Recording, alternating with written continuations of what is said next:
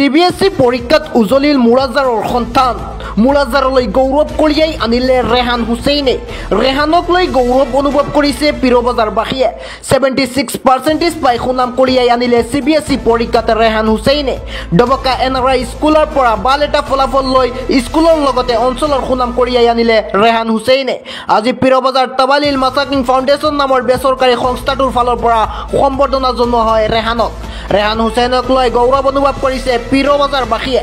ৰেহান এজন নম্ৰভদ্ৰ অমায়িক ল'ৰা পঢ়া শুনাই বৰ মেধাৱী আছিল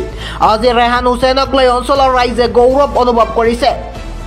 লগতে ৰেহানৰ উজ্জ্বল ভৱিষ্যত কামনা কৰিছে পুনৰবাৰ জনাই গৈছে এটা ব্ৰেকিং নিউজ CBSE পৰীক্ষাত উজলিল মুৰাজাৰৰ সন্তান মুৰাজাৰলৈ গৌৰৱ কঢ়িয়াই আনিলে ৰেহান হুছেইনে ৰেহানক লৈ গৌৰৱ অনুভৱ কৰিছে পীৰবজাৰবাসীয়ে 76% পাই সুনাম কঢ়িয়াই আনিলে CBSE পৰীক্ষাত ৰেহান হুছেইনে ডবকা এনআৰআই স্কুলৰ পৰা ভাল এটা ফলাফল লৈ স্কুলৰ লগতে অঞ্চলৰ সুনাম কঢ়িয়াই আনিলে ৰেহান হুছেইনে আজি পীৰবজাৰ তাবালিল মাসাকিন ফাউণ্ডেশ্যন নামৰ বেচৰকাৰী সংস্থাটোৰ ফালৰ পৰা সম্বৰ্ধনা জনোৱা হয়